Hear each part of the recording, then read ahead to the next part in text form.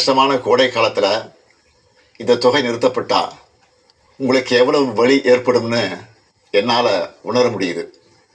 உங்கள் மாதாந்திர செலவை எப்படி சமாளிப்பீங்க?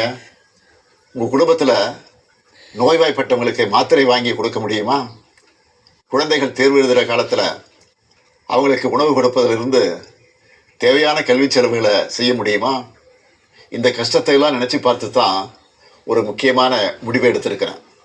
அதன்படி இந்த பிப்ரவரி மாதம் மட்டும் இல்லாமல் அடுத்த 2 மாதம், அதாவது மார்ச் ஏப்ரலுக்கான உரிமைத்தொகை தவணைகளை சேர்த்து 3000 ரூபாயும், கூடுதலாக கோடைக்கால செலவுகளை கருத்தில் கொண்டு மேலும் 2000 ரூபாய் சிறப்பு தொகையும் சேர்த்து இந்த பிப்ரவரி மாதம் 5000 ரூபாயை சிறப்பு மகளிர் உரிமை தொகையாக 1,31,00,000 பெண்களுக்கு வழங்க உத்தரவிட்டிருக்கிறேன்.